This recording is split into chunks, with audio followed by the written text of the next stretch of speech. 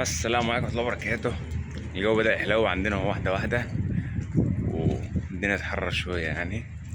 جاي النهاردة زي ما شفتوا بعنوان الفيديو كده، جايين نتكلم عن شغل مش طباخ بمعنى طباخ اللي هو طباخ الأفراح عندنا بس، لا، يعني بتشتغل في مطبخ بمعنى صح، سواء بقى مع عرب أو روس. هكلمك في الموضوع ده عن التجارب اللي أنا خدتها شخصيا. يعني مثلا اشتغلت في مطاعم اللي هي الشركات الكبيرة، اللي هي زي ماكدونالدز وزي برجر كينج وزي الكي اف سي. طبعا كل الحاجات دي اتأممت ما عدا برجر كينج لسه زي ما هو برجر كينج. اشتغلت في المطاعم زي دي اللي هي الكبيره في المطبخ. انت هناك بيعلموك، بيقول لك واحد اتنين تلاته. بس صراحه يعني المطاعم دي انا ما اشتغلتش فيها في المطبخ يعني. بس هنا عندي ناس اشتغلت فيها في المطبخ.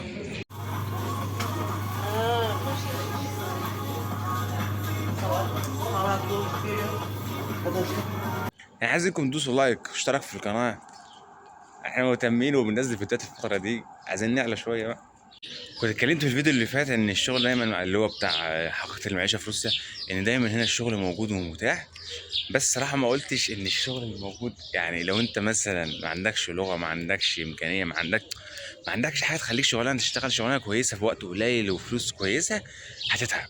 ليه؟ لان الشغل هنا متعب. يعني 12 ساعة بتشتغل، 12 ساعة. ولو مثلا بيقولوا في المقاولات تبقى 10 ساعات، انت واخد بالك؟ شغل المطاعم دايما بيكون 12 ساعة. فدي من الحاجات اللي الواحد ما بيحبهاش في شغل المطاعم. مش هقول لك في المطاعم عموما، لان المطاعم مثلا اللي هي الكبيره، زي مثلا اللي هو الروستكس اللي هو كان كي اف سي قبل كده او ماكدونالدز، الكلام ده كله هناك بتشتغل بالساعات. يعني انت بتشتغل عدد ساعات انت بتحدده، ليك 10 ليك 8 على حسب مقدرتك وبتحاسب. طبعا هناك بيكون السعر رخيص شويه نوعا ما، بس ده بيكون اختيار كويس للناس اللي بتدرس مثلا.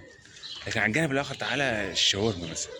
الشاورما بتشتغل هناك ل 12 ساعه، من 8 ل 8 او من 9 ل 9 او من 11 ل 11، تضرب ال 12 ساعة واقف على السيخ بتاعك طول النهار.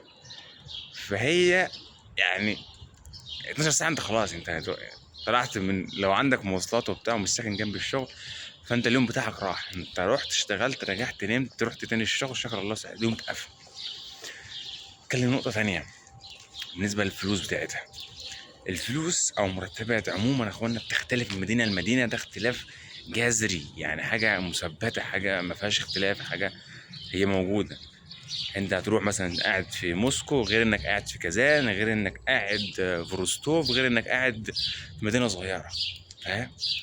فكل مدينه لها رينج المرتبات بتاعتها. ليه؟ لان اسعار المصاريف هناك او الدنيا بتبقى هناك ايه برضه سعرها مختلف. يعني مثلا اسعار الايجار في سان بطرسبورغ مش زي في موسكو، اسعار المعيشه، اسعار التكلفه، وهكذا. فبالتالي اسعار المرتبات نفسها بتكون نفس القصه. فهيكلمني واحد ويقول لي يا مصطفى انا راجل طباخ وعايز اعدي عمل واجي روسيا. يا عمي هو ماشي، انا محترم والله انك طباخ ودي حاجه كويسه، واحنا نشتري في الاكل المصري وكل حاجه. بس للاسف هنا ايه، مثلا مفيش مطاعم مصريه مثلا، لان الشغل كله بيبقى شغال في الشغل. كل العرب اغلبهم بيبقى عندهم مطاعم شغل. فهو انت بتروح تشتغل هناك، هي مش محتاجه فلسفه، انت بتتعلم الشغلانه ايا يكن وبتشتغل 12 ساعه. فدي عيوبها انك تشتغل 12 ساعه، بس هي شغلانه موجوده ومطلوبه دايما، عايزين ناس تشتغل، ناس تكون متعلمه يعني الشغل، او هم بيعلموا ايا يكن. فاهم؟ فدي من ضمن عيوبها انها شغل 12 ساعه، وان المرتبات تختلف على حسب مدينه لمدينه يعني. بس في المجمل ايه، الدنيا بتمشي معاك، بتبقاش وحشه يعني. بس هي شغلانه مقرفه صراحه شويه. بالنسبه لشغل المطاعم الكبيره انت لازم تكون معاك لغه، يعني ما تقدرش تشتغل هناك. هقول لك الشاورما ممكن تشتغلها مع عرب، المطبخ كله شغال في المطبخ عرب، فانت مش محتاج اللغه قوي. هقول لك عايز كذا عايز كذا، انت فاهم؟ فالدنيا هتمشي. لكن لو شغال مع روس في المطاعم الكبيره فانت مش هتعرف تتعامل، مش هتعرف تتكلم، مش هتعرف. فلازم تكون عارف اللغه الروسيه. فدي بالنسبه. في بقى اللي هي المطاعم بقى اللي هو ايه، اسمها ستالوفا. يعني مطاعم الستالوفا دي بتكون محتاجه بقى ناس اللي بتعمل اكل، يعني اقول لك الاسيوي نوعا ما، لان هو مشهور هنا وفي المطابخ دي منها كتير. فبتروح ناس مثلا ايه، تروح الصبح 5 6 ساعات او 4 5 ساعات، بتروح تحضر لهم الاكل كله بتاع النهار اللي هيتباع طول اليوم، وبيحاسبوا عليه وبيمشي. في ناس موجوده كده، بس اغلبهم في الاكل الاسيوي. الاكل مثلا مصري مش مطلوب، الاكل العربي مش مطلوب، مش مشهور هنا اصلا، محدش بيفتح. فاهم؟ فدي كان ملخص كده او جوله سريعه عن شغل المطاعم او الشغل في المطبخ في روسيا. لو تشتغل في مطاعم فيها روس، فبالتالي انت لازم تكون عارف اللغه الروسيه، مش هتعرف تشتغل هناك. او ممكن تشتغل اللي هو يعني هافتسانت اللي هو الراجل اللي بيجيب الاكل من المطبخ للزبون. انا مش فاكر جارسون. انا مش فاكر اسمه بالعربي والله. فبس، فطبعا دي برضه محتاجه لغه. يعني انت وجودك في البلد دي بدون معرفه لغه ومعكش صنعه،